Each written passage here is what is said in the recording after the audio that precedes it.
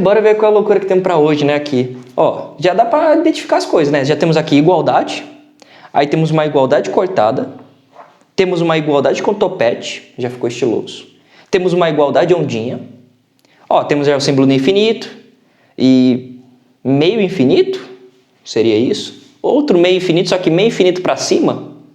Letra B, só que tá diferente. Temos um T de ponta cabeça. Eita, que o pessoal gosta de botar letra de ponta cabeça. Exclamação do nada, agora a gente virou canal de português, deixamos a matemática de lado, porque já temos símbolo de exclamação. E um quadradozinho com uma bolinha no meio. Faz muito sentido essas coisas, né?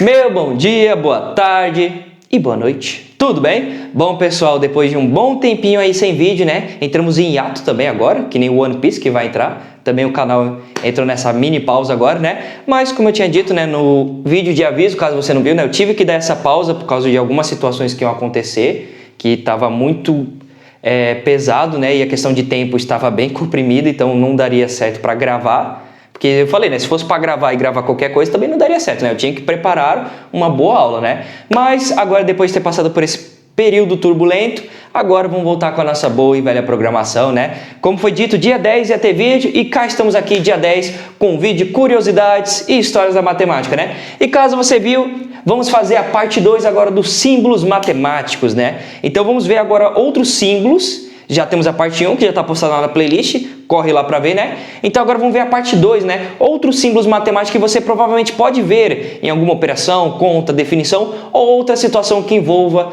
a boa e velha matemática. Beleza? Então, pessoal, bora lá voltar para nossas atividades normais, botar o Animafe agora para trabalhar dia e noite, noite e dia. Então, bora lá. Mas e aí? Ficou curioso para a temática de hoje? Então, bora lá, meu amigo.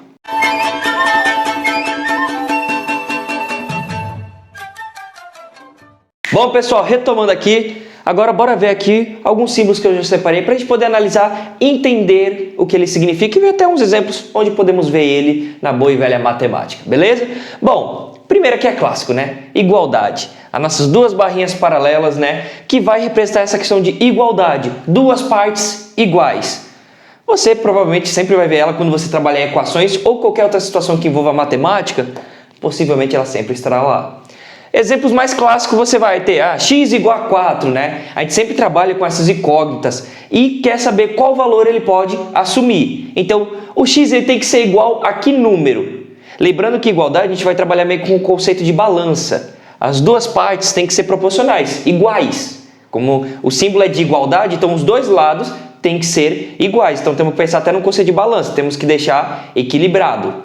Então, x igual a 4. Então, o valor do x é 4. O x tem que ser igual a 4. Olha a leitura, né? Quando a gente faz até a leitura, a gente já utiliza sempre a palavra igual.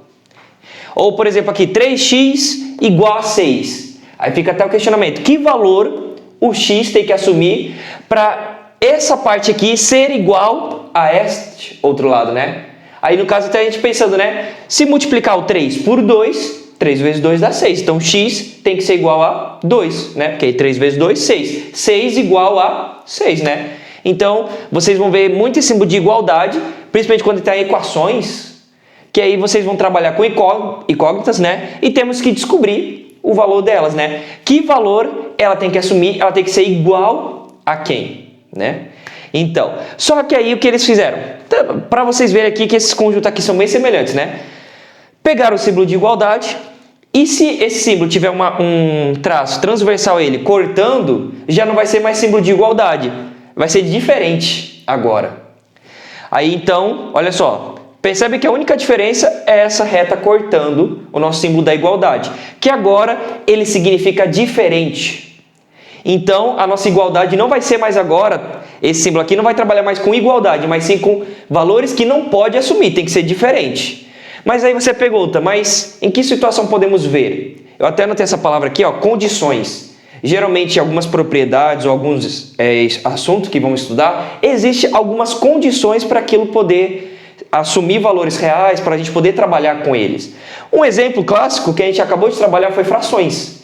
Lembra nos primeiros vídeos, quando a gente estava definindo que tinha a fração A sobre B, só que tinha um detalhe sobre B, que é o denominador. B tem que ser diferente de zero. Lembra que a gente disse que a fração, o A, que é o nosso numerador, ele pode assumir qualquer valor, Só que o B, ele não pode assumir valores nulos. No caso, o B ele não pode ser igual a zero, ele tem que ser diferente de zero. Então, a gente estava assumindo que o B ele pode assumir qualquer valor negativo, positivo, porém, o valor nulo, zero, ele não pode assumir, porque a gente falou que o zero, ele não divide, né? Aqui também já falamos assim, lá no vídeo de curiosidade do zero, né? Tá tudo conectado aqui no canal. Então, a gente vai ver muito esse símbolo diferente, muitas vezes em condições, ou até em outras equações, né? Muitas vezes ele pode até perguntar, o A ele pode assumir qualquer valor ou tem algum valor que ele não poderá assumir? Ele tem que ser diferente de quê? Em alguns outros exercícios vocês podem ver, né? Só que, particularmente, vocês vão ver muito em questão de condições. Como, por exemplo, a gente viu as frações, né? Existia uma condição para a fração a gente poder trabalhar com ela. O denominador ele tinha que ser diferente de zero, né? Então, esse símbolo aqui, quando vocês veem o símbolo de igualdade, mas cortado com essa reta transversal, é diferente. Então, já no caso, a gente vai trabalhar com valores que não poderemos assumir. Aqui, valores que você assume, que tem que ser igual. Aqui já é valores que você tem que ser diferente. Beleza? Só que aí, agora pegaram um valor de igualdade e botamos um topetezinho em cima dele. Olha só, o tiozinho aqui, clássico. Quando vocês verem esse símbolo de igualdade, já com o tiozinho em cima, né, o topetezinho clássico dele, ele vai trabalhar com congruência, é o congruente. No caso, o congruente vai trazer o mesmo quase sentido desse, de igualdade, de semelhança. Duas partes são congruentes, são semelhantes, são iguais. Aí a gente vai ver muito na questão, um clássico que você pode ver essa palavra congruência é em triângulos. Ah, você tem um triângulo ABC que é congruente a DEF, né? Então você vai trabalhar casos de congruência de lados, tipo lado, ângulo, lado, lado, lado, lado, ângulo, lado, ângulo. Então esses casos de congruência entre triângulos, né? Onde você vai analisando, o lado AB é congruente ao lado DE. Então, esse símbolo de congruência você vai poder ver muito quando estudar a questão de triângulos e as congruências entre triângulos. É um assuntozinho bem complexo de se entender, mas quando você pega assim, é tranquilo. Quem sabe um dia a gente não entra numa playlist nela, né?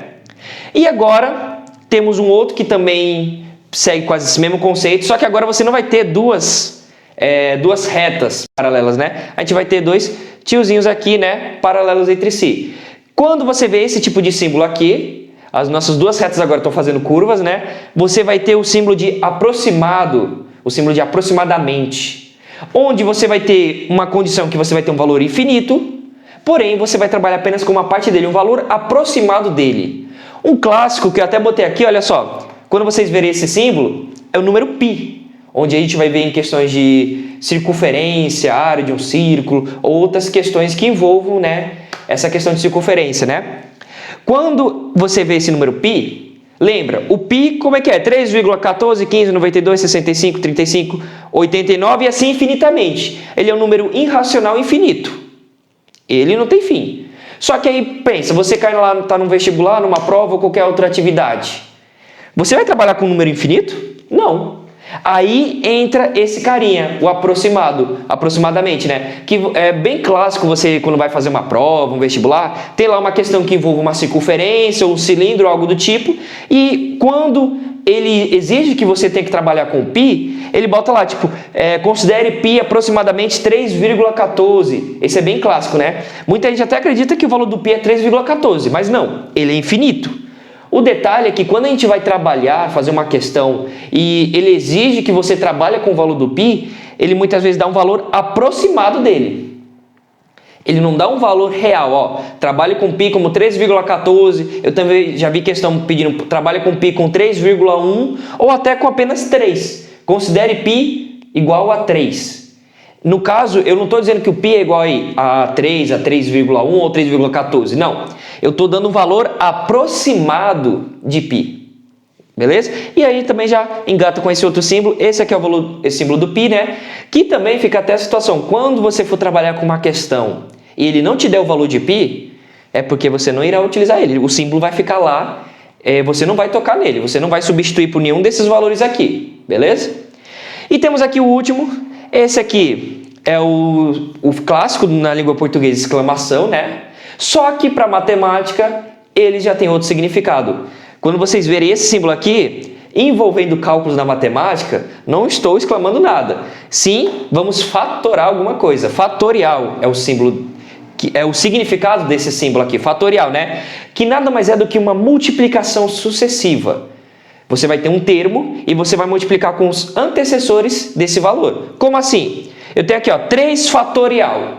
Então quer dizer que eu quero fazer uma multiplicação do 3 com todos os seus antecessores. Quem antecede ele? É o 2 e o 1. Então vai ser 3 vezes 2 vezes 1. 3 vezes 2, 6. 6 vezes 1, 6. Então se fosse fatorial, 20 fatorial, então seria 20 vezes 19, vezes 18, vezes 17, 16, 15, 14, 13, 11 e assim até chegar no número 1. Só lembrando, você para no 1, não no 0. Porque se você multiplicar o 0, no final não adianta você multiplicar todos os outros números, porque no final vai dar 0, beleza? Então quando você faz fatorial, quando tiver isso aqui, você vai multiplicar todos os números até chegar no 1. Não inclua o 0 na sua multiplicação de fatorial, beleza? Então, pessoal, aqui está alguns símbolos, a primeira parte. Vamos passar para uma segunda parte e analisar outros símbolos que vocês podem ver na boa e velha matemática. Bora lá! Bom, pessoal, retomando, agora bora entrar aqui na última parte do vídeo, ver mais alguns exemplos, né? Para a gente poder compreender esses símbolos em relação à boa e velha matemática. Primeiro símbolo aqui, parece que é um T de ponta cabeça. Mas não é não. Esse símbolo aqui é o símbolo de perpendicular. Você vai ver muito ali na questão da geometria, quando afirmar que duas retas, quando elas se cruzam, forma um ângulo de 90 graus, quer dizer que essas duas retas são perpendiculares. Então, quando você vê esse símbolo aqui, quer dizer que duas retas se cruzaram e nesse cruzamento elas formaram um ângulo de 90 graus. Então, elas são perpendiculares. Beleza, então, já sabem, não é um T de ponta cabeça, perpendicular, beleza? Bom, mas aproveitando que já falamos desse assunto ângulo de 90 graus, vamos entrar aqui já no símbolo do ângulo de 90 graus. Por quê? Na geometria, em outros assuntos, você sempre vai ter, a gente geralmente representa ângulo assim, né? Com essa meia luazinha aqui formando o ângulo, né? E a gente afirma, o ângulo vale X, o ângulo vale 60 graus, outro valor, né? Só que tem um ângulo em questão que a gente não precisa afirmar qual o valor dele, porque ele já está subentendido qual é o seu valor, que é o de 90 graus. Quando vocês verem aqui, ó, no cruzamento de duas retas, ó, essas duas retas aqui são perpendiculares, formam um ângulo de 90 graus. E a representação do ângulo de 90 graus é diferente, não é com essa meia luazinha aqui, ó, essa meia volta. É assim, ó, assim, duas outras retas paralelas formando até um quadradozinho, onde elas se cruzam formando esse quadradinho, né? E com uma bolinha aqui no meio. Dei até aqui um zoom, ó. Você vai sempre formar essas duas partes aqui e essa bolinha no meio. Quando você vê esse símbolo aqui, ó, esse símbolo aqui, quer dizer que está representando que esse ângulo aqui é um ângulo reto. E um ângulo reto, quando você vê essa palavra reto, associa a 90 graus. Então, o ângulo de 90 graus é aquele ângulo que ele vai ser representado, porém a gente não precisa falar o valor dele, porque já está subentendido que aqui é 90 graus. Por exemplo, cai uma questão assim bem clássica, aqui temos um triângulo retângulo, né?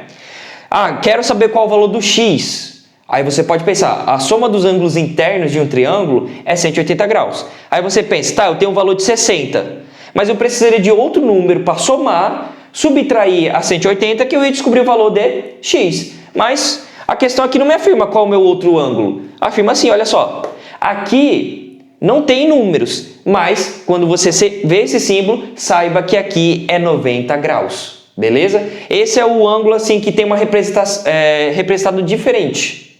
A representação dele não é como os outros, né? Ele tem o seu próprio símbolo e naquela situação, né? Você não precisa falar qual o valor dele, porque já está subentendido que aqui é 90 graus. Beleza? Então, quando você vê esse símbolozinho aqui dentro de um quadrado, um triângulo ou outra figura que seja, saiba que esse ângulo aqui vale 90 graus. E se esse ângulo aqui vale 90 graus, as duas retas que estão formando ele são perpendiculares. Beleza, então? Bom, continuando aqui, esse símbolo aqui é clássico, ó. Temos aqui o número 8 dormindo, né? Tá deitadinho, bonitinho. Mas não, né? Saiba que esse símbolo aqui significa infinito, né? Eu botei ele aqui porque é um símbolo clássico que você vai ver na matemática, em vários conjuntos, quando estudarmos. Você pode ver ele, né? Lembra que os conjuntos naturais, inteiros, racionais, irracionais, números reais e complexos são conjuntos infinitos, né? Ou outras situações que você pode estudar, pode envolver esse símbolo aqui, né? Só que eu acho interessante porque o conceito de infinito, a gente sabe o símbolo e o que significa. Ah, infinito é algo que não tem fim, a gente pensa, né? Só que o conceito e a prática, às vezes, é algo que a gente até, muitas vezes, não compreende, o aluno sente até dificuldade. Por quê? Essa pergunta é clássica, e alguns alunos já fiz essa pergunta em sala de aula, e a gente sempre obtém respostas que não são aquilo que a gente quer ouvir, né? Por exemplo, entre o número 1 e o número 2, existe quantos números? Aí muita gente fala, existe 10, tem 2, não tem nenhum número. Mas aí a gente se lembra que entre o número 1 e o número 2 tem infinitos números. Porque aí aqui você vai ter o conjunto dos números racionais, até dos irracionais aqui dentro, né? Que aí vai ter os números decimais, os números fracionários, né? Então, o conceito do infinito ainda é uma coisa que de pouco em pouco está sendo abordada, só que muitos alunos ainda sentem dificuldade em não entender, mas saber onde pode encontrar eles, né? Por exemplo, na reta numérica, do número 1, 2, 3, a reta numérica que representa os números naturais é infinito.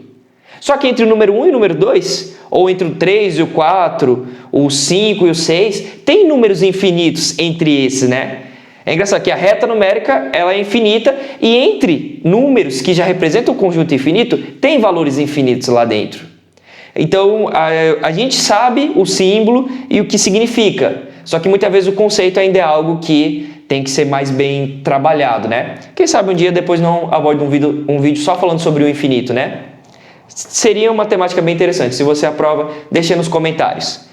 Bom, e para os últimos símbolos aqui, perceberam que essa parte aqui, uma boa parte dela, deixei puramente para geometria, né? Alfa, beta e gama. Esses três símbolos aqui, três letras gregas, né? Que utilizamos muito.